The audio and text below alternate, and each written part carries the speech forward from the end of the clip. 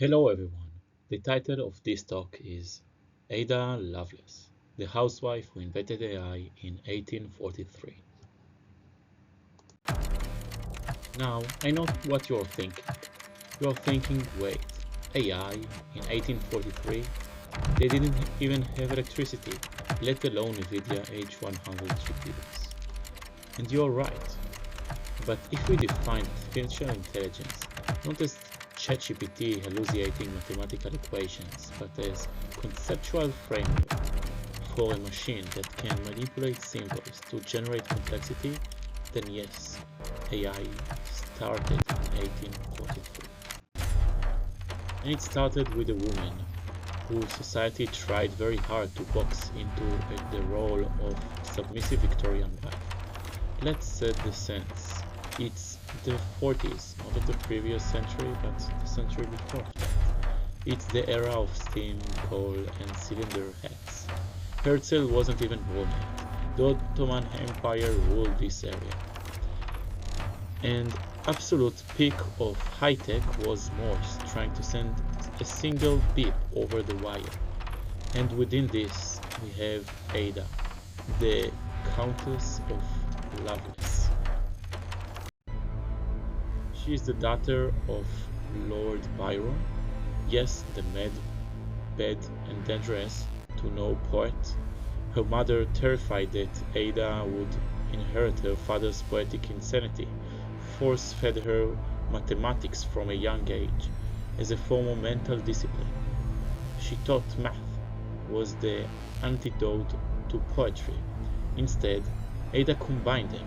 She called poetical science, and that specific mental architecture is exactly why she saw something 100 years before anyone else did.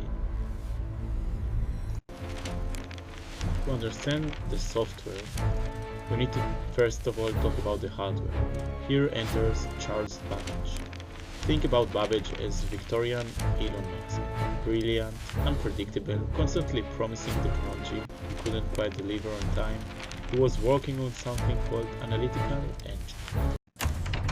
Most people of that time knew about the difference engine. That was just a fancy calculator. The analytical engine, on the other hand, was different. It was the first design for a Turing-complete general-purpose computer.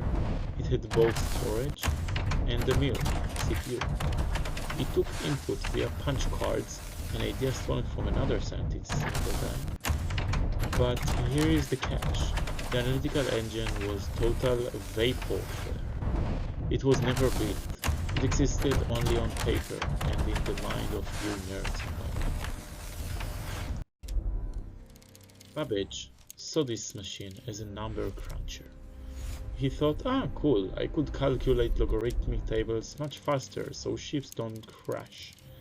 Ada looked at the blueprints and said, Charles, you're thinking too small. In 1842, Italian mathematician named Vaporware wrote a paper on Babbage engine. Ada was asked to translate it from French to English. She did. But then she started adding notes. They weren't just footnotes, they were 3 times longer than the original paper. She labeled them A through G. No, G is the holy grail of computer science history. In OG, Ada described an algorithm to calculate Bernoulli numbers. It wasn't just a mathematical formula. It was a set of instructions for the machine to execute. It had loops, conditions, in terms of else-else logic, and variables. If you write it out in Python today, it compiles. In 1843, she wrote the first non-trivial computer program for a computer that didn't even exist. That is like writing an iOS app for the iPhone 25 while still living in a cave. But here is where the AI claim comes in. Babbage viewed the machine as a manipulator of quantities, numbers. Ada viewed the machine as a manipulator of symbols. She wrote, The analytical engine might act upon other things beside numbers. Supposing, for instance, that the fundamental relations of pitch sounds in the science of harmony, of musical composition were susceptible of such expression and adaptation, the engine might compose elaborate and scientific pieces of music of any degree of complexity or extent. Do you hear that? That is generative AI. She's realizing that if you can convert music, art, or logic into symbols, the machine can process them. She conceptualized digital media and symbolic computing a century before the transistor. Now, to be fair with the skeptics, Ada also gave us the first argument against AGI. It's famous enough that Alan Turing mentioned it in his 1950 paper. It is called Lovelace Objection. She famously wrote, "The analytical engine has no potentiation whatsoever to originate anything. It can do whatever we know how to order it to perform. In simple terms, a computer has no emergent consciousness. It is a deterministic machine that only regulates what we feed it." To Ada, there was no ghost in the shell, just a very obedient calculator. However, keep in mind, she was saying this in 1843. The fact that was even having philosophical debate about machine consciousness when the fastest vehicle on Earth was still the steam train is absolutely insane. So why the title The Housewife?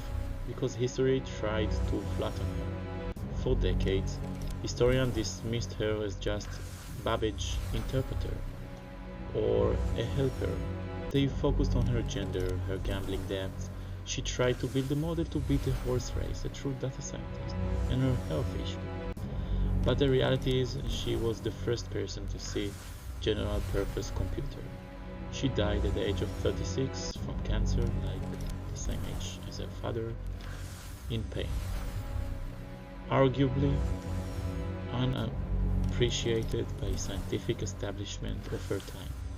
But every time you use a computer to listen to Spotify, edit a photo, or prompt an AI, you are proving Ada was right. She saw that computing wasn't about math, it was about symbolizing the world.